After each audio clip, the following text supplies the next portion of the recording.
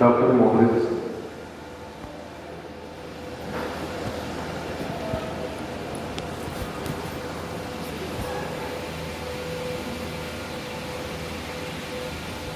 विद्येची घरात देवाला माता सरस्वतीला सर्वप्रथम नमन.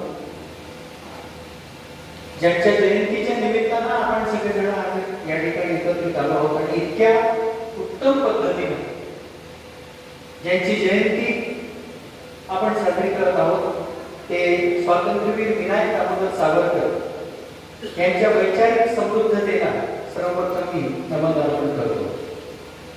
त्यांच्या सहवासामध्ये राहून वक्तृत्वासंबंधीचे आणि विचार प्रकटीकरणासंबंधीचे काही धडे मला शिकता आले. असे आदरणीय स्वर्गीय रामकाका शेवाळकर आणि त्यांच्या सत्काराच्या निमित्तानं अमरावतीला जेव्हा रामकाकांचा मोठा सत्कार झाला त्या निमित्तानं आदरणीय दादासाहेब तारेंच्या संपर्कामध्ये येऊन त्यांच्याकडून या गोष्टी शिकता आल्या. असे आदरणीय दादासाहेब तारे यांचं देखील मी या ठिकाणी पुण्यस्मरण करतो. या दोघांच्या नावानं आयोजित केल्या जाणाऱ्या या व्याख्यानोत्सवामध्ये आजच्या या कार्यक्रमाचे सन्माननीय अध्यक्ष माझे मित्र डॉक्टर एकनाथ खडके साहेब, या ठिकाणी आवर्जून उपस्थित असलेले या सुबोध हायस्कूल आणि या संबंध शिक्षण संस्थेचे सन्माननीय अध्यक्ष आदरणीय भारतीय काका, या ठिकाणी उपस्थित मंचावर उपस्थित सर्व मान्यवर, श्रोत्यांमध्ये देखील अनेक लोक ओळखीचे आहेत. शिक्षण क्षेत्रामध्ये असणारे काशीनाथजी मराठे सर, प्रमोद गारोडे सर आहेत, प्रमोद महाणे आहेत. यासोबतच माझ्यासोबत मला प्रोत्साहन देण्यासाठी नेहमीच माझ्यासोबत अमरावतीहून माझ्यासोबत करणारे माझे मित्र श्री अविनाश शुक्ल आणि हेमंत थेटे, उपस्थित सर्व बंधू भगिनी, आपल्या सगळ्यांचं मी मनापासून अभिनंदन करतो की एका अत्यंत सुंदर कार्यक्रमामध्ये आपण सर्वजण सहभागी झालात. ज्या दोन संस्थांच्या माध्यमातून या व्याख्यानमालेचं आयोजन केले जाते आहे, स्वातंत्र्यवीर सामाजिक संस्था आणि दुसरी मला त्याहून महत्वाची वाटते, खरं तर संस्थेची तुलना करू नये, परंतु त्याहून महत्वाची यासाठी वाटते की दुसरी संस्था देखील अतिशय प्रभावीपणे स्वातंत्र्यवीर सावरकरांचा विचार तरुणांच्या आणि विद्यार्थ्यांच्या मनामध्ये रुजवण्यासाठी प्रयत्न करणारी स्वातंत्र्यवीर सावरकर अध्ययन केंद्र, या दोन्ही संस्थांचं मी सर्वप्रथम मनापासून अभिनंदन करतो की या संस्थांच्या कार्यकर्त्यांच्या माध्यमातून एक अतिशय चांगला कार्यक्रम, एक उपक्रम या ठिकाणी आयोजित केला जातो आहे. आताच कार्यक्रमाचे सन्माननीय अध्यक्ष एकनाथजी खडके सरांनी आपलं मनोगत या ठिकाणी व्यक्त केले. खरं तर हा जो बदल करण्यात आला कार्यक्रमामध्ये, अध्यक्षीय भाषण सुरुवातीला आणि वक्त्याचं भाषण नंतर, अनेक वेळा कार्यक्रमाच्या यशस्वीतेसाठी असा बदल उपयोगाचा ठरतो. आणि मी अनेक वेळा अनेक ठिकाणी व्याख्यानं दिल्यानंतर कधी कधी असा अनुभव असतो की वक्त्याला मांडलेल्या विचाराच्या अगदी विरोधात अध्यक्षांचं मनोगत होतं. पण आज मात्र मला आनंद असा होतो आहे की आदरणीय एकनाथजी खडके सरांनी जे मनोगत या ठिकाणी व्यक्त केलं ते खरं तर वक्त्याला आपले विचार मांडण्याचं लॉन्चिंग पॅड आहे असं म्हणायला लागतं. म्हणजे एकदा पाया मजबूत झाला विचारांचा की त्याच्यावर मग विचारांची उभारणी चांगली करता येते, असा मजबूत पाया आजच्या या कार्यक्रमाचा या ठिकाणी बांधून दिल्याबद्दल मी खडके सरांचं मनापासून आभार मानतो आणि अशी ईश्वरचरणी प्रार्थना करतो की माझ्या पुढच्या अनेक व्याख्यानांच्या कार्यक्रमामध्ये असेच अध्यक्ष लाभावे, जेणेकरून विचारांची जी शृंखला आपल्याला गुंफायची आहे त्याचा एक आधार सरांच्या एक 5 ते 7 मिनिटाच्या बोलण्यामध्ये त्यांनी तो तयार केला. मुळात आपल्या सगळ्यांचं अभिनंदन देखील मी यासाठी करतो की आजकालच्या या संबंध आयोजनाच्या प्रक्रियेमध्ये प्रमोद आहे आणि आम्ही सगळेच लोक कुठल्या ना कुठल्या आयोजनामध्ये असतो आणि या सगळ्या आयोजनाच्या प्रक्रियेमध्ये सगळ्यात कठीण गोष्ट कुठली असेल म्हणजे वक्ता ठरतो, तो येतो, सगळं होतं, त्याला ऐकायला डोकं आणावे. आणि अनेक व्याख्यानांचा आयोजक असताना मला ही भीती जी गंधार आणि कुलकर्णी कुटुंबियांनी उपस्थित आपण सगळ्यांनीच अनुभवली असेल की जसजसे वक्ते यायला लागतात, जसजशा खुर्च्या भरायला लागतात, तसतसं ब्लड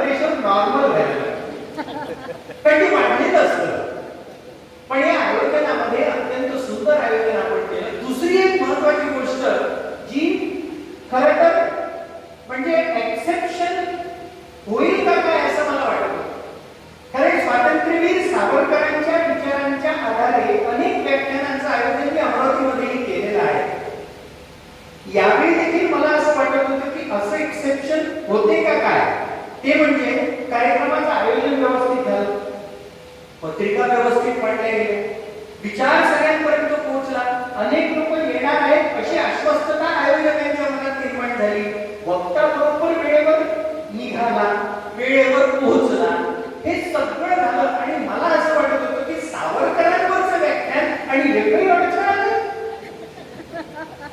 पण इथे आल्यानंतर मला तो अडथळा कळला की इथे कार्यक्रम सुरू व्हायच्या आधीच एका टीपीचा स्फोट झाला. हे मी मुद्दाम यासाठी सांगतो आहे की आयुष्यभर अत्यंत खडतर आयुष्य जगलेले सावरकर, त्यांचे विचार या देशातल्या सामान्यातील सामान्य माणसाच्या जीवनाला उभारी देणारे असले तरी देखील त्यांच्यापर्यंत पोहोचत असताना अजूनही ती खडतर प्रक्रिया सुरूच आहे. आणि यासाठी म्हणून आजचा विषय मुद्दाम सावरकरांच्या जीवनामध्ये असणारा खडतर प्रवास, जो चित्रपटाच्या माध्यमातून, तो पुस्तकांच्या माध्यमातून वेगवेगळ्या प्रकारे तुमच्या माझ्यापैकी प्रत्येकाला मुखोद्गत आहे, तो बाजूला सारून सावरकरांच्या विचारांच्या अनुषंगाने काही करता येतं का असा अभ्यास जेव्हा मी सुरू केला तेव्हा मला असं वाटलं, आणि जो विचार तुमच्या समोर मला मांडायचा आहे की मुळात कट्टे सरांनी सांगितल्याप्रमाणे जो भारत तुम्हाला मला अपेक्षित आहे, ज्या भारताची निर्मिती तुमच्या माझ्या कष्टानं आणि समर्पणानं होणार आहे, आणि इथून पुढे ज्या पिढीच्या खांद्यावर या देशाला उभं करण्याची जबाबदारी तुम्हाला मला द्यायची आहे, तो मुळात तयारच होतो सावरकरांच्या विचारांमुळे. इतके श्रेष्ठ दर्जाचे सावरकरांचे विचार आहेत, ज्या डॉक्टर अब्दुल कलामांनी 2020 विजन इंडिया म्हणून स्वप्न तुम्हाला मला दिलं, जे स्वप्न आता काही प्रमाणात पूर्ण होताना तुम्हाला मला दिसत आहे. अशा वेळी एक वैचारिक क्रांती पर्व तुमच्या माझ्या प्रत्येकाच्या जीवनामध्ये सुरू होण्याची आवश्यकता आहे, आणि म्हणून आपण एकत्रित आलो. आपल्यापैकी प्रत्येकाचा सावरकरांच्या विचारांबद्दलचा अभ्यास वादातीत आहे, परंतु असं असलं तरी देखील व्याख्यानाच्या माध्यमातून तुम्ही आम्ही एकत्र का आलेलो आहोत, कारण हे समूह चिंतन आहे, आणि समूह चिंतनाचं बळ हे अतिशय जास्त असतं. समूह चिंतनामधून परिवर्तनाची नवी ऊर्जा निर्माण होते, आणि अशी ऊर्जा आपल्यापैकी प्रत्येकानं, संख्या किती आहे याच्यापेक्षा उपस्थित असलेला प्रत्येक जण आपापल्या वर्तुळामध्ये किती कार्य करू शकतो ही भूमिका जर मनामध्ये ठेवली तर मला तो शब्द फार नेहमी आवडतो. तो फार व्यवस्थितपणे बोलला जातो की खऱ्या अर्थानं जर विचार केला तर एक एक माणूस हा पोटेन्शियल रिफॉर्मर आहे, समाजाची दिशा बदलवणारा आहे, त्याच्यामध्ये ती ताकद आहे, मुळात प्रत्येक माणसामध्ये ती टाकलेली आहे. अडचण ही आहे की तो ती ताकद कशासाठी वापरतो, किंबहुना ती कशासाठी वापरावी याचं मार्गदर्शन जर कोणाकडून आपल्याला प्राप्त करायचं असेल तर ते आपल्याला स्वातंत्र्यवीर सावरकरांच्या विचारांमधून प्राप्त होतं. पण दुर्दैव तुमचं माझं या संबंध देशाचं हे झालेलं आहे की जो विचार कट्टे सरांनी मांडला, या देशाला वैचारिक धन देणारे अनेक श्रेष्ठ दर्जाचे आणि कितीतरी मोठे महनीय व्यक्ती या देशामध्ये होऊन गेले. तुम्हाला मला कोणाकडूनही उधार घेण्याची आवश्यकता नसताना दुर्दैव तुमच्या माझ्या देशाचं हे झालं की या विचारधनाला समाजापर्यंत नेणारे हे सगळे थोर लोक तुम्ही आम्ही जातीच्या चौकटीमध्ये बांधले. आणि मग अडचण ही निर्माण होते की मला त्या विचारांपेक्षा त्या महामानवाची जात दिसते, आणि जात दिसल्याबरोबर तो ज्या चौकटीमध्ये आहे त्या चौकटीचाच विचार मी करायला लागतो, आणि त्याच्याशी माझी चौकट जोडून कुठेतरी अत्यंत क्षुल्लक आणि खूप मंडूक वृत्तीचा विचार माझ्या मनामध्ये निर्माण होतो. हे जर तुम्ही आम्ही सोडलं तर आपल्याला या देशामध्ये विचारधनाची कमतरता नाही. असाच एक विचारांचा तेजस्वी सूर्य जो आपल्याला सावरकरांच्या विचारांमध्ये आढळतो, तो मुळात या देशाचं मूलभूत तत्व वसुधैव कुटुंबकम आहे. सबंध जगाला माझं कुटुंब मानलं पाहिजे या भूमिका तुमच्या माझ्या नसानसांमधून भिनलेल्या आहेत, परंतु अजून एक दोष तुमच्या माझ्या त्या नसानसांमध्ये वाढणाऱ्या रक्तामध्ये असा आहे की तुम्ही आम्ही तुमचे माझे विचार कुठल्याही क्षुल्लक विचारांनी प्रभावित करून आपलं मत बदलून टाकतो, जे इंग्रजांच्या काळामध्ये देखील मोठ्या प्रमाणात झालं, अतिशय मोठ्या प्रमाणात. इंग्रजांनी तर अतिशय योजनाबद्ध पद्धतीने हे केलं. 3 इतिहासकार आपल्याला सांगतो आणि त्यांनी लिहिलेली पुस्तकं कुठली आहेत. जेम्स टॉड नावाचा इतिहासकार होता, ज्यानं हिस्ट्री ऑफ राजपुतानाज लिहिलं. नाव बघा, हिस्ट्री ऑफ राजपुतानाज, जेम्स टॉडने. मराठ्यांची हिस्ट्री लिहिणारा, ज्याचा इतिहास हा अजूनही अधिकृत मानला जातो, तो ग्रँड डस, त्यानं हिस्ट्री ऑफ मराठाज लिहिलं. बघा, जातींचा उल्लेख इतिहासाच्या पानापानावर कसा योजनाबद्ध रीतीने इंग्रजांनी केला आणि त्याला तुम्ही आणि बळी पडलो. तिसरं पुस्तक जे मॅक्स आर्थर मॅकॅलिसने लिहिलं, हिस्ट्री ऑफ सिखिझम. इंग्रजांना हे माहिती होतं की या देशामध्ये त्यांच्या राज्य करण्याला 3च जमाती या विरोध करू शकतात. हातात शस्त्र घेऊन. त्यातली एक होते राजपूत, दुसरे होते सिख आणि तिसरे होते मराठा. पण या तिघांनाही एकत्रित येऊ न देण्याची, या तिघांनाही या 3 वेगवेगळ्या चौकटीमध्ये बांधण्याची आणि 3 चौकटीमध्ये बांधून या 3ही जमातींची अशी 3 शक्ल करून इंग्रजांच्या विरोधातला उठाव रोखण्याचं काम इतिहासकार खास करून नेमून इंग्रजांनी केलेले आहे. इतिहासामध्ये रुची ज्यांना आहे त्यांनी या 3ही इतिहासकारांनी एकमेकांना लिहिलेले पत्र बघितले. त्यांनी हे जाणीवपूर्वक केले आणि हे जाणीवपूर्वक केल्यामुळे तुमच्या माझ्या देशामध्ये जी तुही निर्माण झाली ती इंग्रजांच्या काळापासून पुढे. त्याच्या आधीचा जर विचार केला तर आपण जसं सांगितलं तसं इसवी सन 1500च्या आधीपर्यंत या जगाचं सांस्कृतिक वर्चस्व आणि सांस्कृतिक नेतृत्व होणं भारताकडेच होतं. पण इसवी सन 1700 मध्ये जेव्हा वाफेच्या इंजिनाचा शोध लागला आणि त्यानंतर जी औद्योगिक क्रांती झाली, त्या औद्योगिक क्रांतीनंतर संपूर्ण जगाचं लक्ष हे एका वेगळ्या दिशेनं पुढे जायला लागलं. आणि तुमच्या माझ्या देशाचं दुर्दैव मात्र याच काळामध्ये, ज्या काळामध्ये युरोपमध्ये क्रांती होत होती, युरोपमध्ये विज्ञान प्रसारित होत होतं, विज्ञानाच्या आधारे माणसाच्या जीवनाचा विकास करण्याचे स्वप्न पाहिले जात होते, त्याच काळामध्ये दुर्दैवानं तुमच्या माझ्या देशामध्ये जातीच्या उतरंडी तयार झाल्या आणि कर्मकांडाचं प्रचंड प्रस्ताव आणि स्तोम माजलं. स्वातंत्र्यवीर सावरकरांच्या विचाराचा आधार जेव्हा तुम्हाला मला दिसतो ना, तेव्हा तो या संबंध कर्मकांडाच्या आधारे तयार झालेल्या अवैज्ञानिक विचारधारेला कडाडून विरोध करणार आहे. आणि म्हणून सावरकरांची जी विज्ञान प्रामाण्य प्रतिष्ठा आणि तो विचार तुमच्या माझ्या मनामध्ये निर्माण करावा लागेल. पण हे सगळं करत असताना थोडीशी चौकट बदलावी लागेल आपल्याला. एखाद्या संतात्म्याचं किंवा एखाद्या मोठ्या महनीय व्यक्तीचं जीवनचरित्र पाहताना आणि त्या जीवनचरित्राला वाटेल त्या पद्धतीनं मांडत असताना मला इथे उपस्थित असलेल्या प्रत्येकाला प्रश्न विचारावा असतो, भारतातली सगळ्यात मोठी लोकशाही कुठे आहोत? हे सत्य असलं तरी देखील भारतातली इतक्या वर्षाची आणि इतकी जुनी लोकशाही असली तरी देखील त्या लोकशाहीला अपेक्षित असणारी प्रगल्भता आपल्याकडे आहे. मी गंधार आणि या कुलकर्णी परिवाराचं आणि आपल्या सगळ्यांचं अभिनंदन करत असताना आणि आपण इथे उपस्थित झाला म्हणून एक प्रश्न उपस्थित करतो, त्याच्याबद्दल गांभीर्याने विचार केला. कधी तर एखाद्या संध्याकाळी तुम्हाला मला वाटलं पाहिजे की काही ठीक नाही आहे, चालते या देशामध्ये राजकारण सुरू असताना आणि निवडणुका सुरू असताना एका पक्षाचा एक श्रेष्ठ दर्जाचा नेता जो संबंध भारतभर फिरून राहिलेला आहे, जो संबंध भारतभर आपलं मत व्यक्त करतो आहे, त्या पक्षाचा नेता आणि दुसऱ्या एका पक्षाचा नेता जो देखील प्रचंड मेहनत करतो आहे, जीवाचं रान करतो आहे, अशा लोकांच्या मेहनती विचारांना तुम्ही आणि कशा पद्धतीने दाखवतो? या देशातला तरुण कशा पद्धतीने दाखवतो? आज गारोडे सर, मी फेसबुकवर एक पोस्ट अशी पाहिली की ज्याच्यामध्ये आपल्या टॉयलेटची जी सीट असते ना, त्या सीट मध्ये मी या 2 नेत्यांचे फोटो पाहिले. एक म्हणजे नरेंद्र मोदी आणि दुसरी म्हणजे राहुल गांधी. मला त्या मानसिकतेची कीव वाटते की जी माणसं तुमच्या माझ्या देशाचं नेतृत्व करण्याची क्षमता ठेवणारे आहे, जी माणसं संबंध देशामध्ये जीवाचं रान करून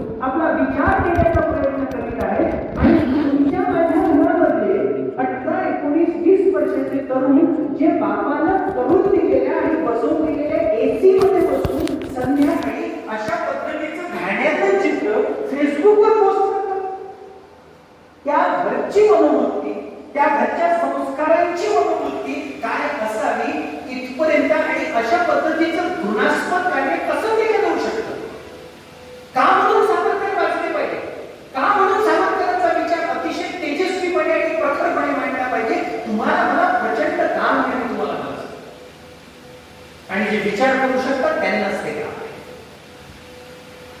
बाकी समाजामध्ये जे चाललेलं आहे ना ते बदलवण्याची ताकद काही मोजक्या विचारी लोकांमध्ये असते. माझी ही मान्यता की या ठिकाणी आपण सगळेजण या समूह चिंतनाच्या माध्यमातून हे ठरवलं पाहिजे की माझ्या पुरतं निदान मी काहीतरी चांगलं या समाजापुढे नेण्याचा प्रयत्न करेन, समाजापुढे मांडण्याचा प्रयत्न करेन. आणि त्यासाठी म्हणून सावरकरांच्या तटस्थपणे स्वीकार केला. स्वातंत्र्यवीर सावरकरांचा देखील विचार करताना सावरकरांना आंधळेपणानं भक्त बनवून केवळ मखरात बसवणं हे तुमचं माझं काम नाही. तर्कशुद्ध पद्धतीनं कधी कधी सावरकरांच्याही कार्याचं तुम्हाला मला परीक्षण करता आलं पाहिजे. आणि त्यामध्ये जर काही उणीवा असतील तर त्या बोलता आल्या पाहिजे आणि त्या सहनही करता आल्या. तुमची माझी सहनशीलताच कमी झाली आहे. सावरकरांच्याही जीवनामध्ये आणि कार्यपद्धतीमध्ये काही उणीवा होती. सावरकरांचे विचार अत्यंत तेजस्वी आणि अतिशय प्रभावी पद्धतीचे होते, परंतु सामान्यातील सामान्य माणसांपर्यंत पोहोचायला ते कमी पडले. आणि त्यामुळे एक शब्द फार छान आहे बघा, एंटरप्राइझिंग ऑफ द थॉट्स. विचारांचं एंटरप्राइझिंग जे करायला लागतं, जे त्याच काळाच्या सुमारास दोन लोकांनी केलेलं आहे. त्याचं उदाहरण मी आपल्याला सांगतो. एक म्हणजे लोकमान्य टिळक. लोकमान्य टिळकांनी गणेशोत्सवाच्या माध्यमातून सामाजिक एकोप्याचं जे एंटरप्राइझिंग केलं, तशाच पद्धतीचं एंटरप्राइझिंग आपल्याला हेडगेवार गुरुजींनी राष्ट्रीय स्वयंसेवक संघाच्या स्वरूपामध्ये केलेलं दिसतं. गावागावापर्यंत शेवटच्या माणसापर्यंत पोहोचून सगळ्यांना सोबत घेऊन.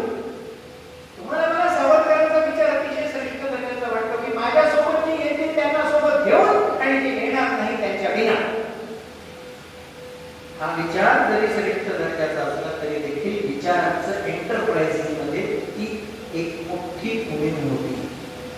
आपल्याला स्वीकारलं पाहिजे. आणि म्हणून ते कर्तव्य जे राहिलं त्याला अत्यंत दुर्दैवी होते. विनायक दामोदर सावरकर दुर्दैवी ठरले, कारण या देशाला मोठं करण्यासाठी म्हणून एक चळवळ उभी केली. त्या चळवळीचं नेतृत्व खऱ्या अर्थाने करण्याच्या वेळामध्ये सावरकरांना आंदोलनाला जावं लागलं आणि अत्यंत हालअपेष्टा सहन करायला.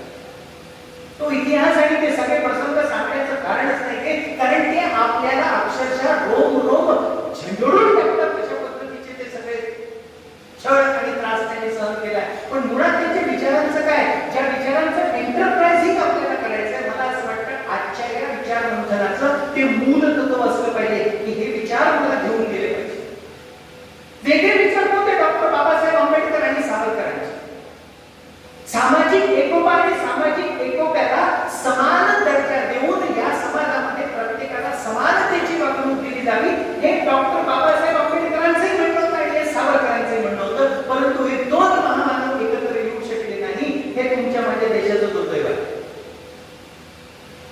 या विचारांना एकत्रितपणाचा आधार जर मिळाला असता तर आज चित्र आपल्याला काहीतरी वेगळं दिसलं असतं. ज्या पद्धतीच्या तुम्हाला मला दिसतात आणि किती लांछनास्पद पद्धतीच्या गोष्टी तुम्हाला मला या सगळ्या सहन करायला लागतात आणि बघायला लागतात. अक्षरशः रक्त खवळून उठतं अशा पद्धतीच्या गोष्टी तुम्हाला मला या देशातले तरुण समाज माध्यमावर टाकताना दिसतात.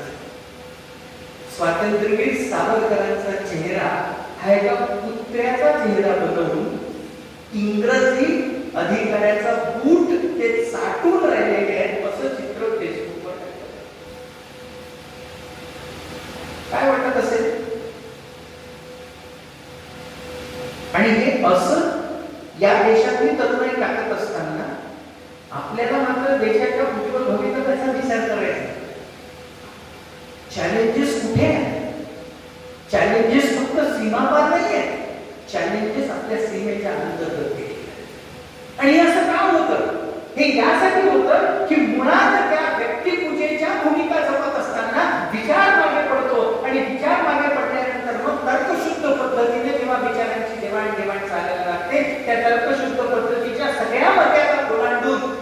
एकमेकांना फक्त लांछनास्पद स्थितीनं उघडं करणं, ओरबाटणं आणि त्याची निंदा नादस्ती करणं एवढाच एक उपाय राहतो. याला रोखण्याचं काम कोण करू शकतं? तर विचारी माणूस चांगल्या विचारांचं प्रसरण करून त्याला दुसरा पर्याय नाही. आणि हे चांगले विचार कुठून येतात? हे चांगले विचार कुठून सांभाळता येतात आणि कुठल्या माध्यमातून ते येऊ शकतात? याचा जेव्हा तुम्ही आम्ही विचार करतो तेव्हा सावरकरांच्या विचारांची पुनर्स्थापना करण्याची ही वेळ आहे. जेव्हा 21व्या शतकामध्ये 20-22 वर्ष 24 वर्ष उठून गेल्यानंतर तुमच्या माझ्या देशाची स्थिती तुम्ही आम्ही पाहतो, काय सामाजिक स्थिती आहे? माझ्या बोलण्यामध्ये देखील अनेक वेळा मी ज्या गोष्टीचा उल्लेख केला तो उल्लेख या ठिकाणी केल्याशिवाय मला राहत नाही. कशी स्थिती आहे? 18, 19, 20 वर्षाचे तरुण ज्या देशभक्तीचा त्या राष्ट्रवादाचा एकनाथ खडसे सरांनी उल्लेख केला, त्या राष्ट्रवादाचा विचार देखील त्यांच्या मनामध्ये येत नाही, किंवा तो विचार करण्याची बुद्धी देखील शिल्लक राहिलेली नाही. अशी स्थिती जर निर्माण होत असेल तर तुम्हाला मला स्वस्त बसून चालेल का? मी जर तुम्हाला ऑर्गनायझरचा मुद्दा अभिनंदन आणि कौतुक याच्यासाठी करतो की निदान या निमित्ताने एकत्र येऊया, निदान तुमच्या माझ्या घरामध्ये काय चाललंय ते बघूया, निदान या तरुण पिढीच्या खांद्यावर हा समर्थ भारत देण्याचं काम तुम्ही आम्ही करतो, त्यांचे खांदे कसे आहेत ते बघूया. माझा परिचय देताना या ठिकाणी सांगण्यात आलं की मी काउन्सिलर आहे. तो काउन्सिलर मी आहे याचा आनंद असण्यापेक्षा मला दुःख जास्त आहे. आणि दुःख याच्यासाठी आहे की वयवर्ष 15 ते वयवर्ष 24 या वयोगटातले मुलं मुली माझ्याकडे काउन्सिलिंगसाठी त्यांच्या ज्या समस्या घेऊन येतात ना, त्या समस्या माझ्याही कल्पनेच्या पलीकडे आहेत. काय काय समस्या आहेत आणि कशा कशा पद्धतीच्या आहेत, कुठल्या समस्यांना ते सामोरे जात आहेत. आणि मग हे सगळं जर सुधारायचं असेल तर मी सांगितल्याप्रमाणे सावरकरांचा भारत निर्माण करावा लागेल. आणि त्यासाठी म्हणून या विचारांना योग्य पद्धतीने समजून समाजापर्यंत योग्य पद्धतीने न्यावं लागेल. ह्या विचारांची चेतना, या विचारांची मशाल जी या समूह चिंतनामधून तयार होईल ती प्रत्येकाने हातात घेऊन ती समाजापर्यंत पथदर्शनाचं काम आपल्याला करावं लागेल. आणि हे करण्याची गरज याच्यासाठी आहे की 2 भागांमध्ये हे जग विभागलेलं तुम्हाला मला दिसतं. आणि त्यासाठी म्हणून ज्या हिंदू धर्माचा आणि ज्या हिंदू धर्मातल्या चिंतनाचा विषय हा सावरकरांनी मांडला, त्याचं महत्त्व तुम्हाला मला समजून घेतलं पाहिजे. याचं कारण असं आहे की एका बाजूला इस्लामिक अंधानुकरण आहे धर्माचं.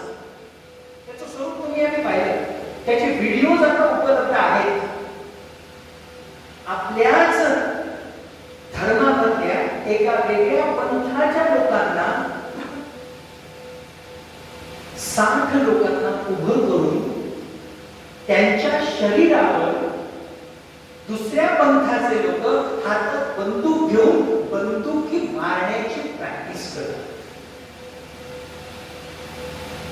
कसला धर्माचा वेडेपणा आहे आणि किती टोकाचा आहे की तो माझ्या पंथाचा नाही, तो माझ्या पंथाचा नाही म्हणून तो माझा नाही इथपर्यंत मान्य करू शकतो आपण. कारण अशा पद्धतीचा भेदाभेद मनुष्य जमातीच्या या प्रवासामध्ये कुठेतरी येतोच आणि त्याला लांबून आपल्याला पुढे जावं लागतं. परंतु तो भेदाभेद या टोकापर्यंत की 60 लोक उभे करायचे, त्याच्यामध्ये 21 तरुण आहेत आणि हातात बंदूक घेतलेले या लोकांना सांगितलं जातं की तुमच्या समोर असलेल्या लोकांचे पहिले डोळे फोडा. नेम धरून डोळे फोडले जातात. त्यानंतर सांगितलं जातं यांच्या टोंगळ्यांवर गोळ्या मारा. मग टोंगळे फोडले जातात आणि शेवटी हे सांगितलं जातं की त्यांच्या हृदयामध्ये गोळ्या घाला. आणि असे 60 लोक 15 मिनिटाच्या बंदुकीच्या सरावासाठी टार्गेट बनवून ठार मारले जातात. अत्यंत निर्घृणपणे अशा पद्धतीचा धर्माचा वेडाचार जो या जगामध्ये वेगवेगळ्या देशांमध्ये तुम्हाला दिसतोय. कुठल्या पद्धतीसाठी किती टोकाची हिंसा, हा एक. आणि दुसरा भाग आहे जो ख्रिश्चन धर्माच्या विचारांच्या आधारे चालणाऱ्या देशांमध्ये व्यक्ती स्वातंत्र्याचा झालेला अतिरेक. हे 2च टोक आपल्याकडे आहेत. आणि या 2 टोकाच्या आधारावर या जगामध्ये सगळी अस्वस्थता निर्माण आहे. एका बाजूनं तो धर्माचा वेडाचार आहे की ज्याच्या आधारे माणसाला संपूर्णच टाकायचं, आणि दुसऱ्या बाजूला आहे व्यक्ती स्वातंत्र्याचा अतिरेक. आणि हे कोण सांगताय तर लट्टे सरांना माहिती आहे आणि ते इंग्रजीचे जे साहित्यिक आहेत अभ्यासक आहेत त्यांना माहिती आहे, मराठीच्याही अभ्यासकांना माहिती आहे, कारण ते नाव फार मोठं आहे.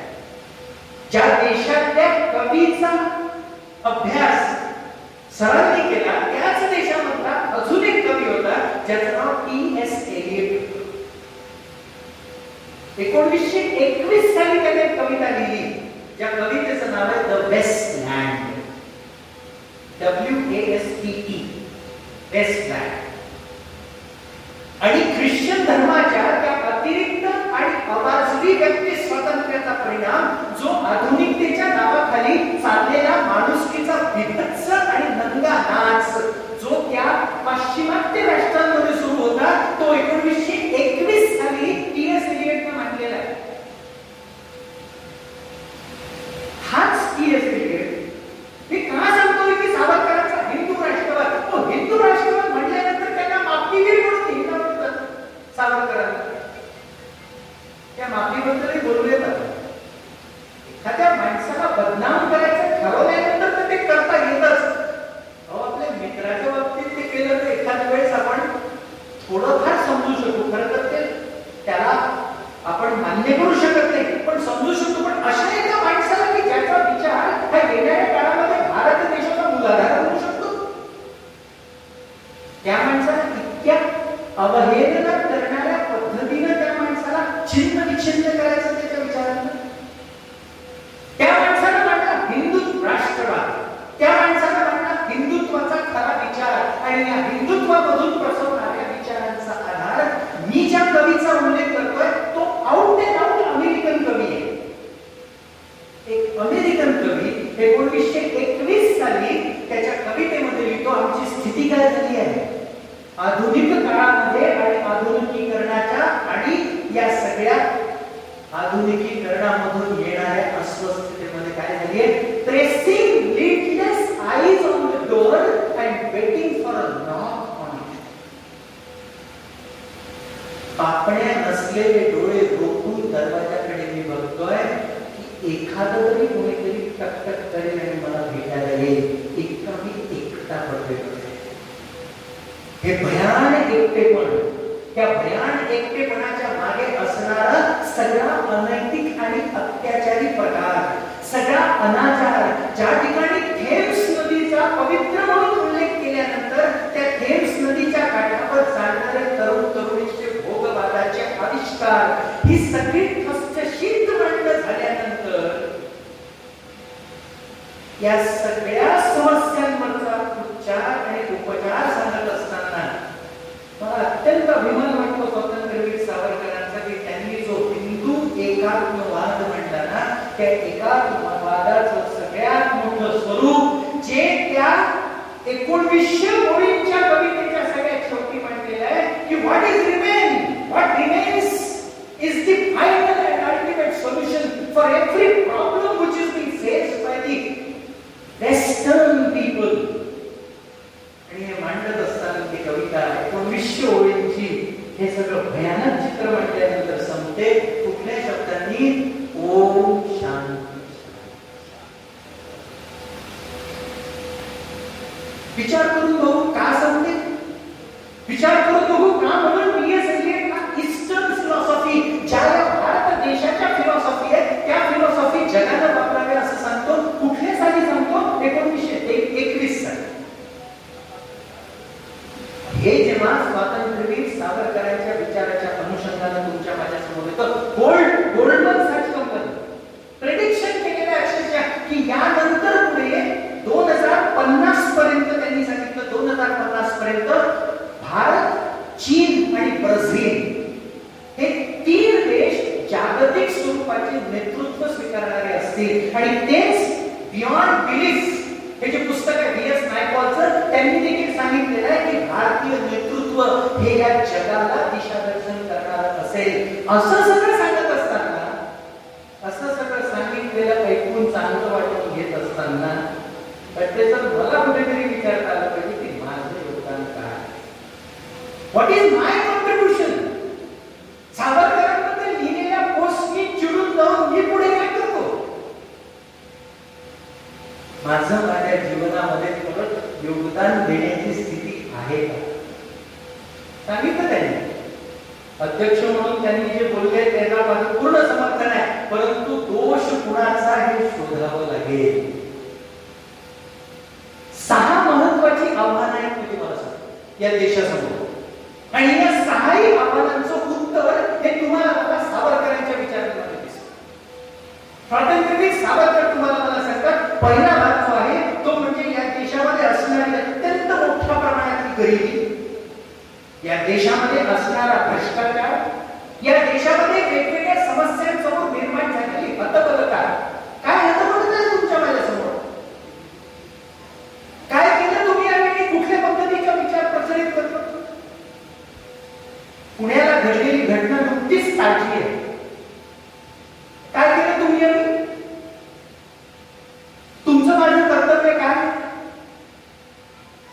पुण्यावरच्या घटनेबद्दल वर्तमानपत्रामध्ये वाचून हे असं व्हायला नको असं सांगणारे कित्येक पालक आपल्या 17 वर्षाच्या मुलाला मात्र गाडी घेऊन तू भाजी बाजारात जाऊन पटकन घेऊन ये, काही होत नाही.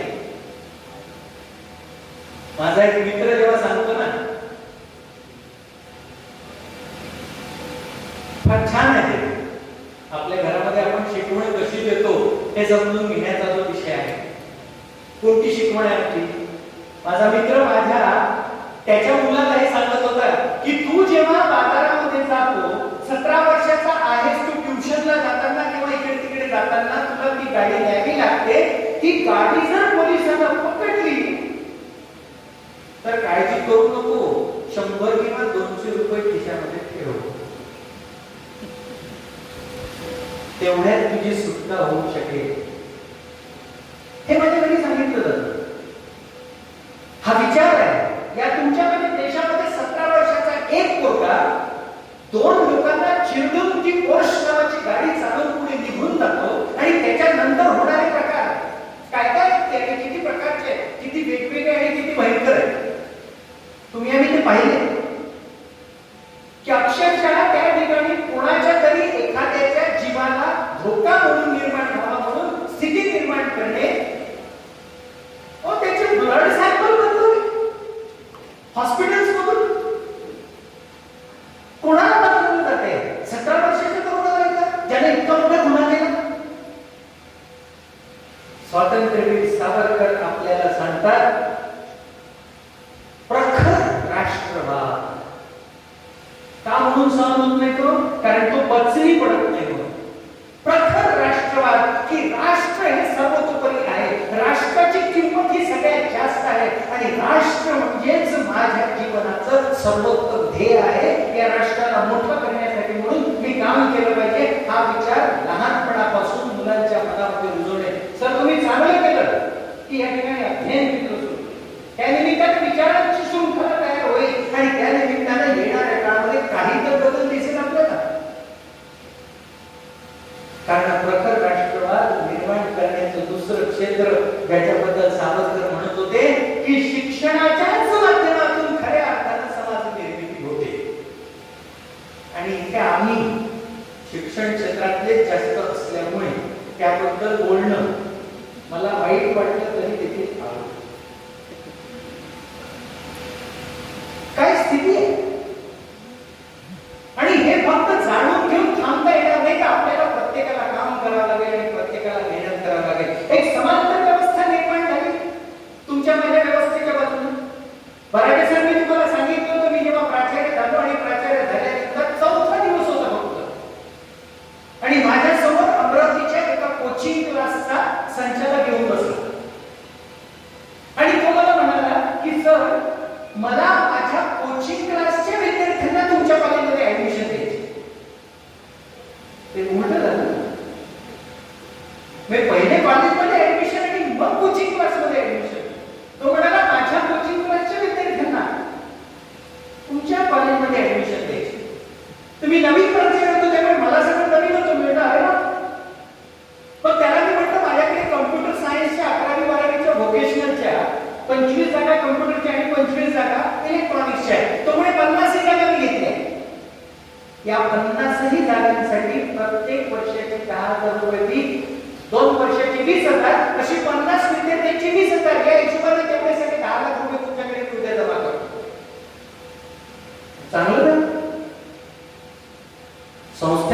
पाटील म्हणते एका दिवसात प्राचार्यांनी 10 लाख रुपये जमा केले.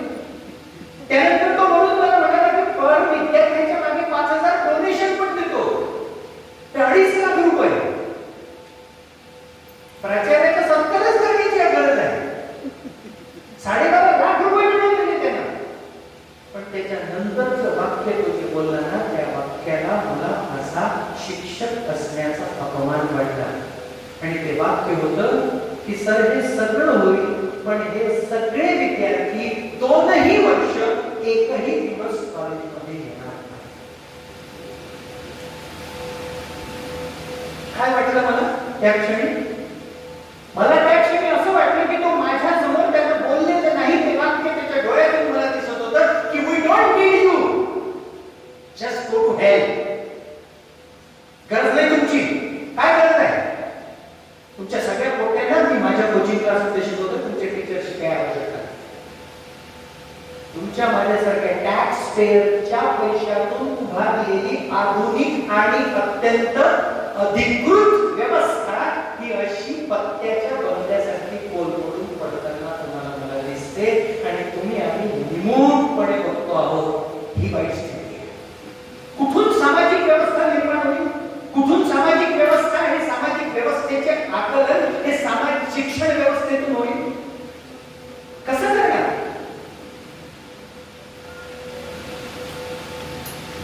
नागपूरच्या शिवाजी कॉलेजच्या प्राचार्य डॉक्टर सास्ते सरांनी दिलेला राजीनामा अजूनही एखाद्या अणकुचीदार सूर्यासारखा छातीमध्ये रुततो. कारण डॉक्टर सास्तेंचा गुन्हा आणि चूक ही होती की त्यांनी 11वी 12वीच्या विद्यार्थ्यांना कॉलेजमध्ये येणं बंधनकारक केलं. महाविद्यालयात येणं बंधनकारक केलं म्हणून प्राचार्यांच्या प्रचंड रोषाला आणि मोर्चाला सामोरं जाऊन प्राचार्य सास्तेंना राजीनामा दिला. सावरकरांचे विचार तरुणांच्या मनामध्ये पोहोचवण्यासाठी जी सामाजिक व्यवस्था शिक्षण प्रणालीमधून असायला हवी ती तुम्ही आम्ही तयार करण्यासाठी सक्षम आहोत का? चॅलेंज आहे तुमच्या माझ्यासमोर नॅशनल एज्युकेशन पॉलिसी. आणि याच प्रक्रियेमधला एक उच्च विद्याविभूषित प्राध्यापक MLTTC सेंटर उस्मानिया युनिव्हर्सिटीमध्ये मी लेक्चर दिल्यानंतर मल्टी डिसिप्लिनरी अप्रोच 3 तास समजवल्यानंतर तो मला प्रश्न विचारतो, do you feel that this is a Modi policy?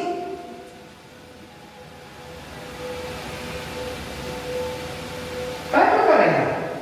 स्वातंत्र्यवीर सावरकरांच्या विचारांच्या बाबतीतही हेच झाले. आणि म्हणून तो प्रखर राष्ट्रवाद जो तुम्हाला मला आपल्याला शिक्षणाच्या माध्यमातून एक अत्यंत सुंदर संधी आहे. अत्यंत सुंदर संधी. पण प्रश्न पडला जरा मला, तुम्हालाही पडलेला आहे. निम्न मध्यमवर्गीय वर्गातल्या प्रमोद माझ्या कॉलेजमध्ये काम केलेलं त्यांनी त्याला माहिती आहे. निम्न मध्यमवर्गीय वर्गातल्या विद्यार्थ्यांनी माझ्या कॉलेजमध्ये येणं बंद झालेले आहे.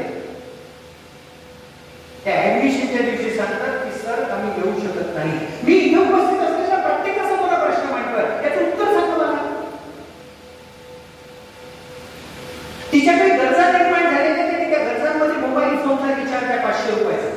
तिला कधीतरी पिझ्झा खावासा वाटतो, तिला कधीतरी मॉलमध्ये जावंसं वाटतं. आणि असा त्या मुलीचा 2000 रुपयाचा महिन्याचा खर्च तयार झालेला आहे, जे 2000 रुपये दुर्दैवानं तिचे आई वडील तिला देऊ शकत नाही. आणि त्यासाठी म्हणून महाविद्यालय ज्यावेळी असतं त्यावेळी ती मुलगी एखाद्या मॉलमध्ये, एखाद्या दवाखान्यामध्ये रिसेप्शनिस्ट किंवा कुठेतरी छोटंसं काम करत असते आणि 2 ते 2,500 रुपये महिना कमावते.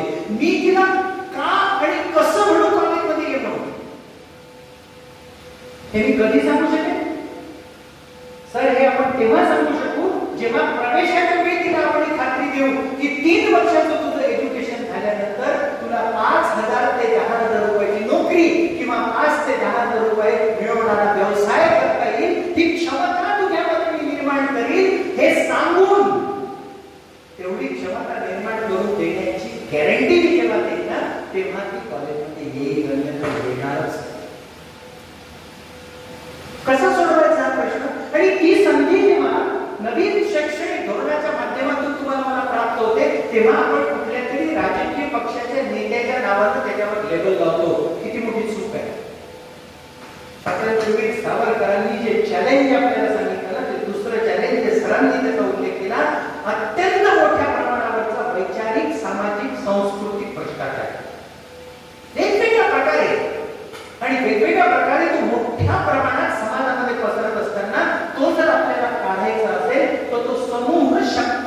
माध्यमातूनच काढता येईल यासाठी एकत्रित यायचं. वेगवेगळे तर तुम्हाला मला तोडून टाकतील लोक, वेगवेगळे तर तुम्ही आम्ही तुमच्या माझ्या घरच्या मुलांच्या समस्या देखील समजू शकत नाही आहे ही स्थिती आहे. एवढं खराब आहे हो. सावरकर त्या पद्धतीचा राष्ट्रवाद मांडतात ना आणि सावरकर त्या पद्धतीचं कुटुंब व्यवस्थापन मांडतात ना, सावरकरच्या पद्धतीचा एकोपा मांडतात ना, राष्ट्राचा एकोपा नव्हते तो घरामध्ये नाही. हिवाळ्याच्या दिवसांमध्ये सकाळी फिरायला जाताना गाडीवर I am alone, I am sad असं धुक्यानं असलेल्या त्या कारच्या याच्यावर लिहिणारा पोरगा मला भेटला होता. धुकं पडलेलं असतं, दव पडलेलं असतं आणि त्याच्यावर तो लिहित होता. पहिल्या दिवशी गंमत वाटली, दुसऱ्या दिवशी मुद्दाम त्याच्याजवळ बसून त्याला विचारलं, अरे बेटा का लिहितोय? तो म्हणाला, काय करू काका, माझ्या आईवडिलांनी पण कोचिंग क्लासमध्ये टाकलं, मला मॅथमॅटिक्स जमत नाही, मला त्या ए बॅच मध्ये जाता येत नाही, माझे मुलं माझे विद्यार्थी मित्र मला चिडवतात, माझे सर मला वाटते तसं बोलतात आणि मला माझ्या आई वडिलांशी बोलता येत नाही. 8वी 9वीतला असणारा पोरगा आपल्या घरी आपल्या आई वडिलांसोबत संवाद साधू शकत नाही.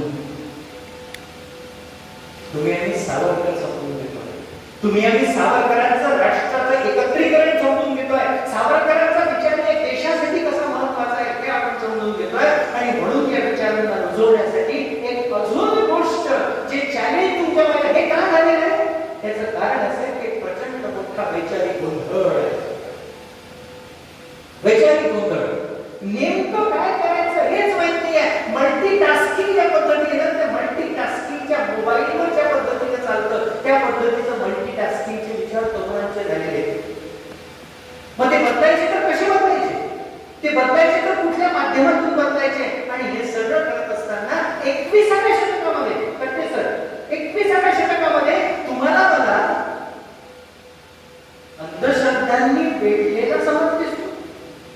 21व्या शतकामध्ये तुमच्यामध्ये देशामध्ये ज्या देशामध्ये अनेक वैज्ञानिक तत्व जे सावरकरांनी मांडले त्या तुमच्यामध्ये देशामध्ये अचानक गणपती दूध प्यायला लागतात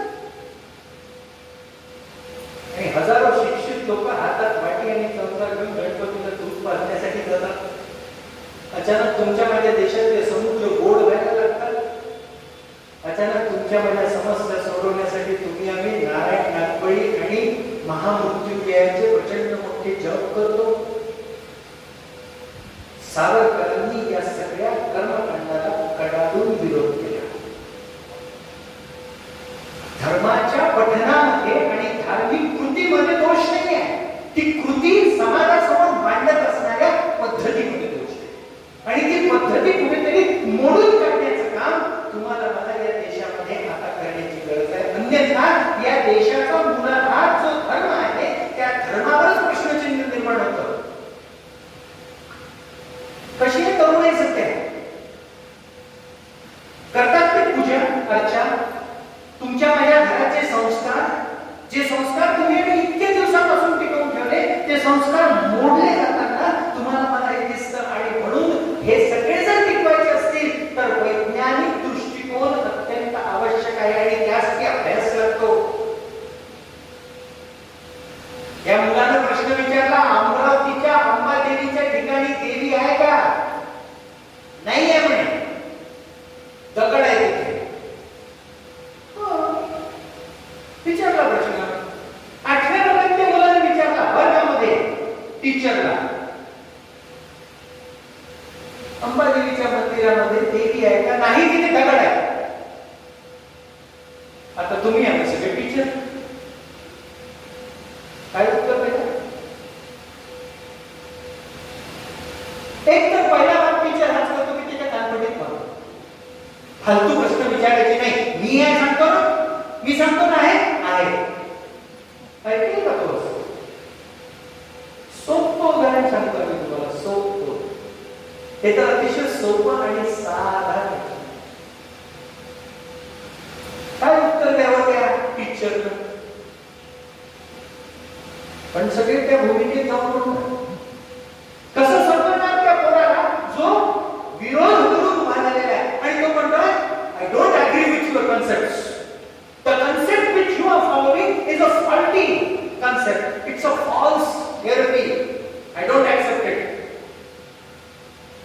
तो टीचर म्हणतो आय विल एक्सप्लेन. काय म्हणतो? हेच वडिलांनी म्हणायचं आहे, हेच आईनी म्हणायचं आहे, आणि कोणाला स्मरून म्हणायचं आहे? सावरकरांना स्मरून म्हणायचं. टिकली लाव, टिकली लाव, ती लावल्याशिवाय बाहेर गेली तर खबरदार. हे ऐकते का? तुमच्या समोर लावेल, इथून पुण्याला शिकायला गेल्यानंतर ते टिकलीचं नावही नाही घेत. कुंकू लाव, नावही नाही घेत. लग्न कर, नाही करणार. मला लग्न करायचं नाही, मला एक मुलगी आवडते.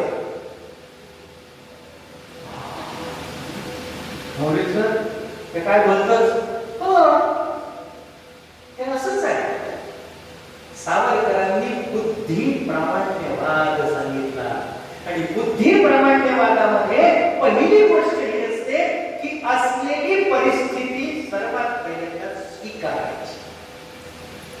Accept the situation, assessment of the situation, analyzing of the situation, problem solving of the situation, and ultimately the solution of the problem. ही पद्धत आहे. माझ्या वडिलांना कधी मी प्रश्न विचारला नाही की घरामध्ये देव आहेत तर ते देवाची पूजा करू नाही करू, देव आहे नाही, कधीच नाही. पण त्या पोरांनी विचारला ना प्रश्न, आणि त्याचं उत्तर त्या शिक्षकाने किती सुंदर दिलं बघा. Simplify, simplify. तुमचं माझं काम हेच आहे, सावरकरांचे जे विचार क्लिष्ट वाटतात ते सिम्प्लिफाय करा, आणि सिम्प्लिफाय करून समाजापर्यंत पोहोचवा. या घड्याळ्या पोस्ट लोक लिहितात ते लिहू दे ना, काय हरकत नाही, त्याने काही फरक पडत नाही. त्या पोस्टला चांगल्या आणि सुदृढ विचारांचं उत्तर जेव्हा तुम्ही आम्ही देऊ ना, तेव्हा त्या हळूहळू कमी होतील. सावरकरांचा खडतर प्रवास अजूनही संपलेला नाही, मी हे सुरुवातीलाच सांगितलं, आणि त्यामुळे तो अजूनही चालू आहे. पण तुमच्या माझ्यासारखे कार्यकर्ते जर त्यांच्या विचारांची पालखी आपल्या खांद्यावर घेणार असतील तर तो विचार चांगल्या पद्धतीनं श्रेष्ठ दर्जानं पुढे नेता येईल. तो शिक्षक अत्यंत सहानुभूतीने त्या विद्यार्थ्याला म्हणाला की आय विल एक्सप्लेन, मी शिकवतो, सांग सांग. त्याला प्रतिप्रश्न विचारला, काय हवा सगळीकडे आहे ना?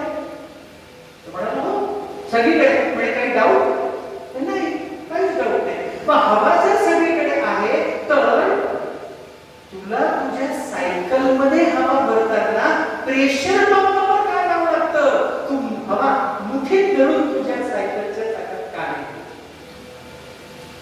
विचारात पडला ना पोरगा तो पोरगा विचारात पडला की हो बरोबर आहे, हवा सगळीकडे आहे, पण हवा सगळीकडे असताना माझ्या सायकलच्या चाकामध्ये मला मात्र प्रेशर पंप लागतो.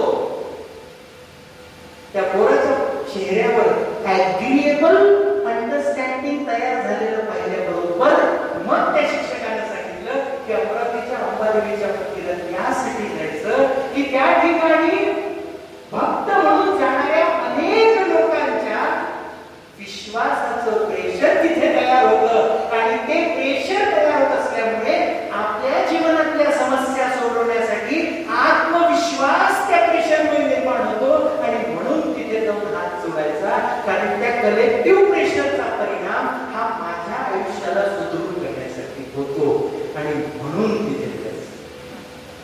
That is the way in which we have to propagate the thoughts of Swatantravir Savar.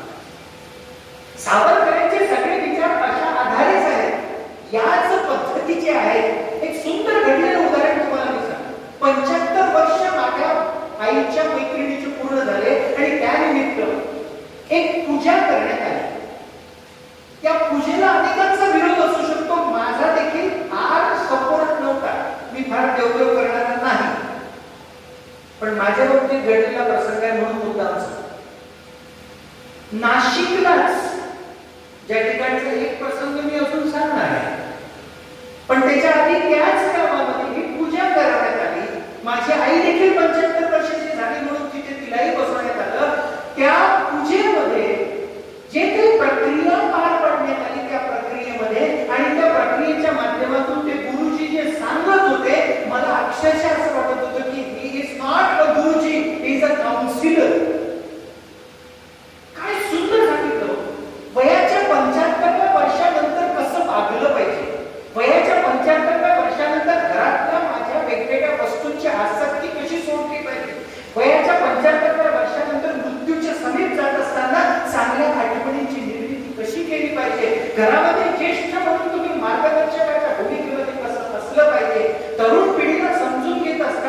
त्यांच्या कामामध्ये सहकार्य कसं केलं पाहिजे, या सगळ्या एक काउन्सिलर म्हणून मी माझ्या चेंबरमध्ये देणाऱ्या सगळ्या सूचना ह्या गुरुजी देतो. काय हरकत आहे अशा पद्धतीचं काउन्सिलिंग करून घ्यायला? पण ते स्वीकारलं केव्हा जाईल, जेव्हा त्याला सावरकरांसारखा बुद्धी प्रामाण्यवादाचा आधार असेल. कारण माझ्या पूर्वजांचे अस्थि विसर्जन करण्यासाठी त्या कुंडापर्यंत मी पोहोचतो, त्याच कुंडाला उपसलं गेल्यानंतर त्या ठिकाणी असणाऱ्या घाणीमध्ये आपलं सोड गुडघ्यापर्यंत घेऊन हातात काडी घेऊन त्याच्यामधले पैसे गोळा करण्याचे गुरुजी देखील मी पाहिले. सावरकरांना वेद मान्य नाही. या देशाचा हिंदू धर्माच्या अनुषंगाने असणारा जो काही राष्ट्रवाद आहे ना, तो आपल्याला स्वातंत्र्यवीर सावरकरांच्या विज्ञान प्रामाण्यवादामधूनच सोडवावा लागेल. आणि त्याचेच खरे उत्तर आहे येणाऱ्या काळामध्ये. जगामध्ये जी अस्वस्थता निर्माण झालेली आहे जागतिक पातळीवर, काय सुंदर सांगतात सावरकर. आणि हे सगळं भयाचं वातावरण जेव्हा निर्माण होतं, तेव्हा ते निर्माण करत असताना आपल्याला खऱ्या अर्थानं पिढी घडवताना निर्भय मुलांची पिढी घडवणं हे खरं काम आहे, जे सावरकरांच्या जीवनाच्या टप्प्याटप्प्यावर तुम्हाला मला दिसतं. ती निर्भयता, जीवनाला स्वीकारण्याची आणि सामोरं जाण्याची ताकद. 31 मुलं मरण पावली कोटासारख्या गावावर, 31 आत्महत्या. असं टोचत नाही आपल्याला ऐकून. या देशामधल्या टॉपमोस्ट इन्स्टिट्यूट मध्ये जाऊन शिक्षण घेण्याचे स्वप्न पाहणाऱ्या काही हजार, काही लाखो मुलांपैकी 31 मुलं मुली स्वतःला फास लावून मारून घेतात. ही स्थिती तुम्हाला मला चिंताजनक आणि अत्यंत दाहक वाटत नाही? 19 वर्षाची एक मुलगी, लांब सडक केस असणारी, की जिचे केस बघून सगळ्यांना आनंद वाटायचा, आई वडिलांची एकुलती एक मुलगी, आणि एक दिवस अचानक वेड्यासारखा आग्रह धरला की माझे केस मी कापून टाकते, मला बॉयकॉट करायचं. आजपासून 3.5 वर्षापूर्वी नाशिकला घडलेली घटना वर्तमानपत्रामध्ये किती मोठ्या प्रमाणात गाजली होती तुम्हाला माहिती आहे. स्वाभाविकपणे आई वडिलांनी सांगितलं की नाही, असं करता येणार नाही, असं तू करू नको, कारण तुझे केस लांब आहेत. तिला काय वाटलं, तिला काय राग आला, ती म्हणाली मी शाळेत जाणार नाही. आई वडील म्हणाले ठीक आहे, शाळेत नका जाऊ, काही हरकत नाही. दोघेही बाहेर पडले नोकरीसाठी म्हणून ती एकटी घरी होती. बाहेर पडताना आई म्हणाली भाऊ कशाला करू देता. वडील म्हणाले काही होत नाही ग. हो, तुमच्याकडे घरात कसं काय सगळा, तुमच्याकडे घरात घडणार नाही. आई म्हणाली की असं नका करू. वडील म्हणाले नाही नाही, काही प्रॉब्लेम नाही, संध्याकाळी तिला आवडतं ते आईस्क्रीम घेऊन, संध्याकाळी तिला आवडते म्हणून मॅगी करू, आणि रात्री मस्त लॉंग ड्राईव्हला तिला घेऊन जाऊ. पहा पोरगी कशी खुश, काही होत नाही का. स्वाभाविक माझ्या पोरीसाठी देखील इथेच पोलीचं. दोघं जण संध्याकाळी परत येतात घरी, तर घराचा दरवाजा बंद असतो, तो दरवाजा तोडावा लागतो. आतून कोणी आवाज देत नाही म्हणून. त्यानंतर बेडरूमचा दरवाजा तोडावा लागतो, आणि बेडरूमचा दरवाजा तोडल्यानंतर त्या मायबापाला दिसतं की त्या मुलीनं पंख्याला स्वतःला टाकून घेतलेलं आहे, आणि चिठ्ठी लिहिलेली आहे मला बॉयकॉट करू दिला नाही म्हणून मी माझं आयुष्य संपवलं. स्वातंत्र्यवीर सावरकर सांगतात निर्भय पिढी बनवा.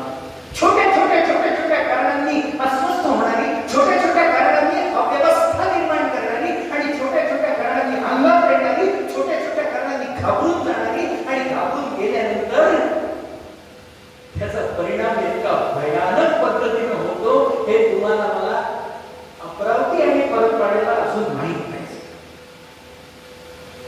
पण ही स्थिती अमरावती आणि परतवाड्यापासून दूर नाही. तो माझा मुलगा पुण्याला शिकतो, पुण्याच्या कॉलेजमध्ये शिकतो, परीक्षेच्या वेळी तो अस्वस्थ असतो, परीक्षेच्या वेळी त्याला टेन्शन असतं, आणि म्हणून त्याच्याच कॉलेजमध्ये त्याचा एक मित्र त्याला असं म्हणतो तू काळजी करू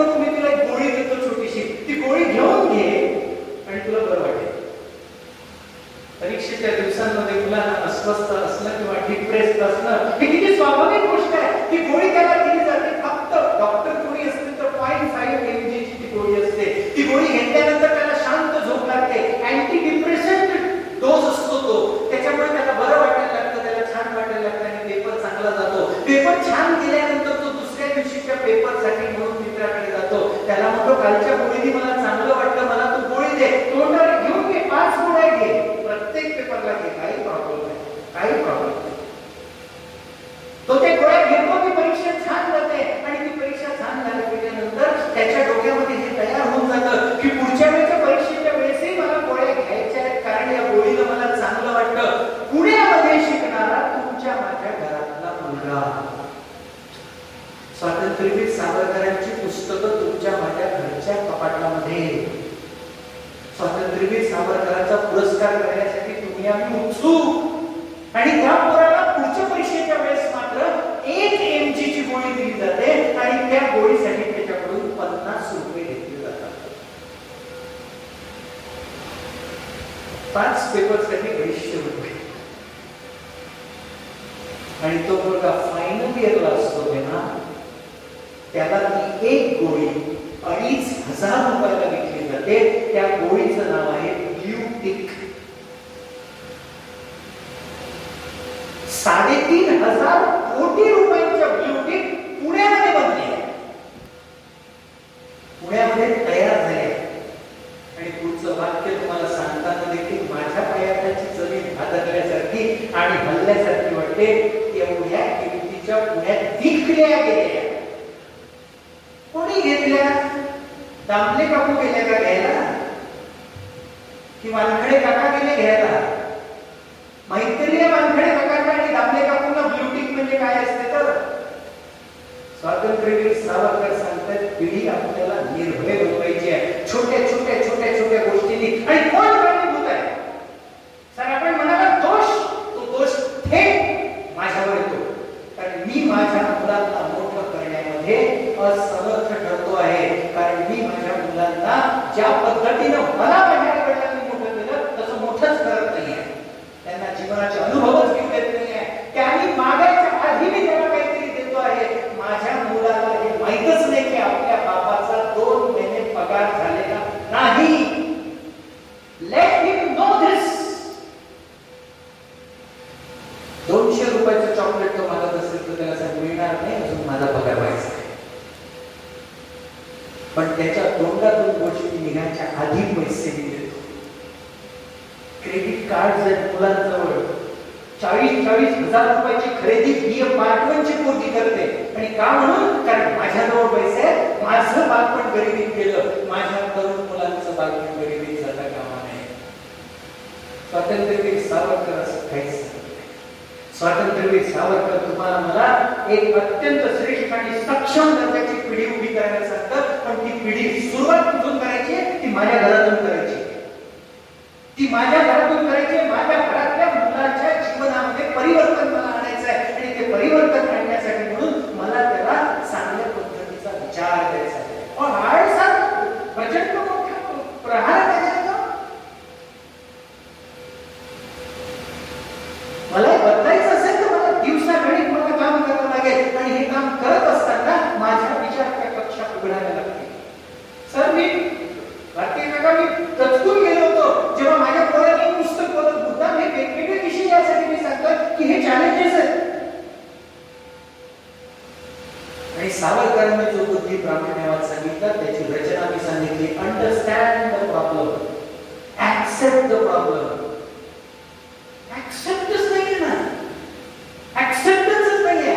माझ्या पोराने ऑनलाईन एक पुस्तक बोलावलं आणि ते पुस्तक त्यांनी आणलं आणि आणून ठेवून दिलं, वाचलं नव्हतं. दुपारी कॉलेजमध्ये बसलो असताना माझ्या बायकोचा फोन आला, अहो एक गंभीर गोष्ट आहे.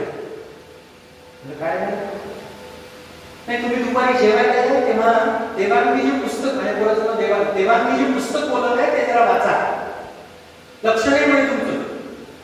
माझं लक्ष नाही, तुझं. ते पुस्तक वाचा आणि समस्या काय आहे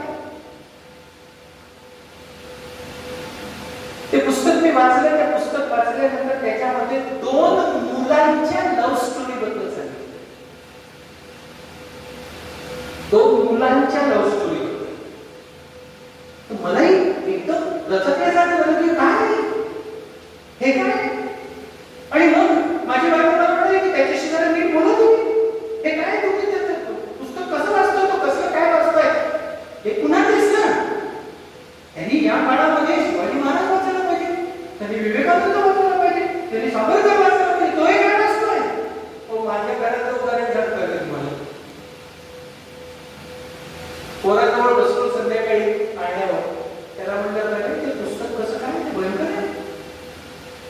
मुलांची लव्ह स्टोरी सांगितली आहे. राजाभाऊ असं ऐकल्यानंतर आपल्याला तो मनात म्हणाला, बाबा ते नॉर्मल आहे, बाबा ते नॉर्मल आहे. मी इथे उपस्थित असलेल्या प्रत्येकाला विचारांच्या कक्षा किती उघडायचे याचे एक मामूली उदाहरण देतो. मामूली उदाहरण सहज म्हणतो. त्याला म्हणतो, तो म्हणाला बाबा हे नॉर्मल आहे. म्हटलं नॉर्मल आहे. अजून स्पष्ट बोललो, मग तुझं काय? तो म्हणे मी नॉर्मल आहे. म्हटलं कोणता नॉर्मल? पुस्तकातला नॉर्मल का कसा नॉर्मल? गंमत जरी वाटत असली तरी देखील माझ्या मुलाला मला अत्यंत स्पष्टपणे सांगितलं, बाबा तुम्ही विनाकारण शंका घेऊ नका, आय एम ॲब्सोल्युटली ओके, पण पुस्तकामध्ये जे तुम्ही पाहिलं त्याच्याबद्दल नावं ठेवू नका, ते नॉर्मल आहे. 18 वर्षाचा पोरगा मला सांगतोय, गुडघ्याला तिरक्याचा आधार म्हणतात तसं मी माझ्या पोरीला फोन केला. ती पुण्याला शिकते 7 वर्ष. तिला फोन केला, म्हटलं जरा भावाशी बोल, तो पुस्तक वाचतो ज्याच्यामध्ये 2 पोरांची लव्ह स्टोरी सांगितली आहे. ती मला म्हणाली बाबा नॉर्मल आहे. त्याच्या पुढचं बघा काय सांगितलं तिने. So these are the facts we have to understand. तिने मला सांगितलं की बाबा तुम्ही कशाला काळजी करता आणि तुम्ही त्या गोष्टीबद्दल विनाकारणचा मोठा बागुलवर तयार करू नका, ती गोष्ट अतिशय नॉर्मल आहे. त्याच्यानंतर तिने मला सांगितलं की 4 दिवसापूर्वी तुम्ही मला ज्या पेपरमध्ये वर्गात हायेस्ट मार्क मिळाले याच्यासाठी कौतुक केलं, एमए फायनल इयरला इंग्लिशच्या ज्या विषयामध्ये मला सगळ्यात जास्त मार्क्स मिळाले म्हणून तुम्ही कौतुक केलं, तो पेपरच या विषयावरचा आहे. मी अभ्यास करते LGBTQ, लेस्बियन्स, गे, क्वीर आणि ट्रान्सजेंडर याचा पोरं अभ्यास करतायत अभ्यासक्रमामध्ये. बुद्धीची कवाड उघडू. सावरकरांनी सांगितल्याप्रमाणे problem to be understood, problem to be accepted, then analyze the problem, then go for the positive solution of it, and ultimate aim is for the betterment of the society. That has to be taken in this way. या मार्गाने जर आपल्याला जायचं असेल तर खऱ्या अर्थानं सावरकरांनी सांगितलेला राष्ट्रवाद आणि त्या राष्ट्रवादाच्या अनुषंगाने असलेला विचार तुम्हाला मला मांडता आला पाहिजे. आणि तो मांडत असतानाचे 3 शेवटचे मूलतत्व जे सावरकरांनी फार प्रभावीपणे सांगितलं. एक म्हणजे स्त्री सबलीकरण. ठामपणे सांगितलं, कागदावरचं नाही, खरं स्त्री सक्षमीकरण. आणि ते सक्षमीकरण करण्यासाठी म्हणून तुम्हाला मला मोठ्या प्रमाणात काम करावं लागणार आहे. आजही अनेक स्त्रिया, मला तो आकडा सांगताना त्याच्यासर फार वाईट वाटत. महिला आयोगाने जाहीर केलेला आकडा आहे 21व्या शतकातल्या 24व्या वर्षी या देशामध्ये डोमेस्टिक व्हायलन्सच्या बळी ठरलेल्या महिलांचं, विवाहित महिलांचं प्रमाण 65% आहे. 65% of women, married women, are under domestic violence threat.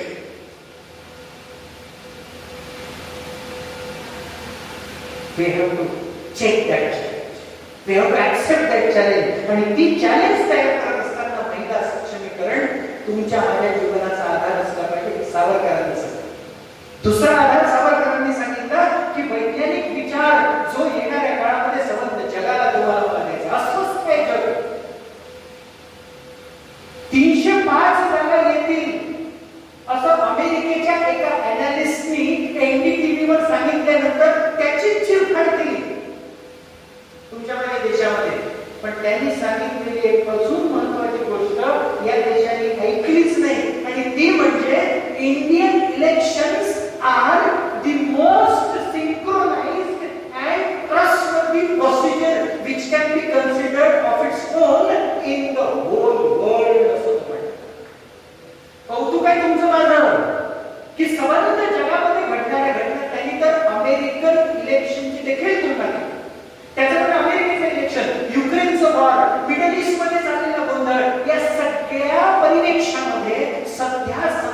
जगामध्ये सगळ्यात विश्वासार्ह आणि सगळ्यात उत्साहवर्धक अशी घटना जर कुठली असेल तर ती म्हणजे भारतीय निवडणुका. हा गौरव कोणाचा आहे? हा गौरव तुमचाच आहे. It is not the credit of one person, it is the credit of every person like you and me. पण ते समजूनच घ्यायचं नाही.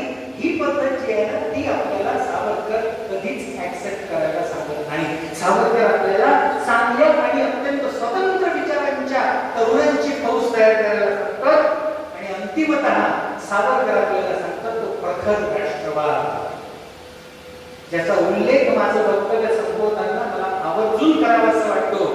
देशात निवडणुका येतील, या देशामध्ये वेगवेगळे पार्टी येतील, पक्ष येतील, पण तुमच्या माझ्या देशाच्या अस्तित्वाला धोका निर्माण होईल अशी कुठलीही गोष्ट कोणाकडूनही होता कामा नये. जिथे देशाचा प्रश्न असतो ना तिथे पार्टी नसते, जिथे देशाचा प्रश्न असतो तिथे पक्ष नसतो आणि जिथे देशाचा प्रश्न असतो त्या ठिकाणी फक्त राष्ट्रवाद असतो. अशी राष्ट्रवादाची निर्मिती करणारी आणि विचार करणारी जनता जेव्हा खऱ्या अर्थानं तयार होईल ना, कशी तयार होईल या प्रश्नावरच तुम्ही आम्ही थांबवेल. कशी तयार होईल?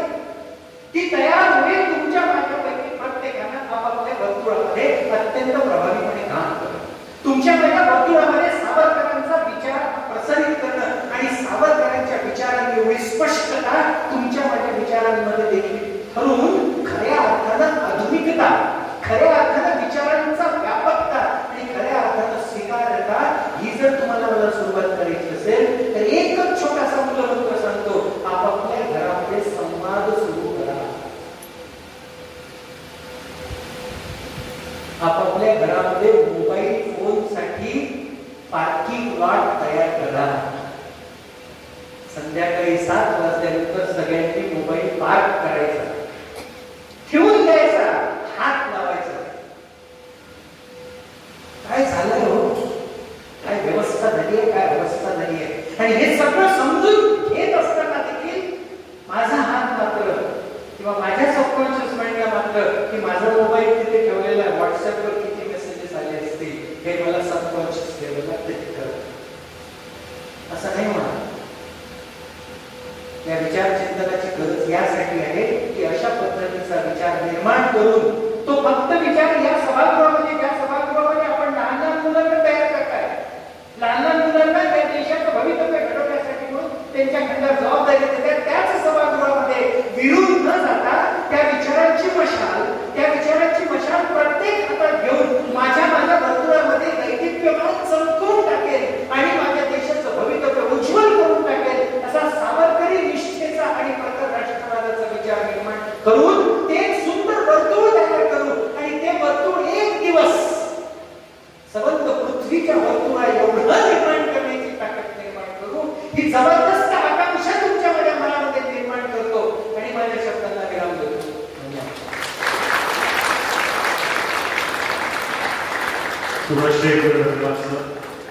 आपण आपल्या अत्यंत अमूल्य मार्गदर्शनातून जितके मुद्दे मांडले खरं तर तितक्या सगळ्या मुद्द्यांकरिता असंख्य वेळा आपले आभार मानावे लागतील. आपल्या मोठील व्याख्यानातून स्वातंत्र्यवीर सावरकरांच्या वैचारिक अधिष्ठानाला आपण अत्यंत तळमळीने, अत्यंत तन्मयतेने प्रस्तुत केले. आपल्या विचारांनी आम्ही पुनश्च एक वेळ कृतार्थ झालो. आपले अमृतप्रथम कायम स्मरणात राहील. पुन्हा आपली अशी भेट व्हावी, पुन्हा आपल्या विचारांचा अमृतानुभव आम्हाला करावा या अपेक्षेसह मी मनीष उघडे आपली रजा घेतो. धन्यवाद. तत्पूर्वी सर्वांना विनंती की पसायदानानंतरच या ठिकाणाहून प्रस्थान करावं. पसायदानाकरिता मी माननीय श्री अनुराधा देशपांडे मॅडम यांना विनंती करतो.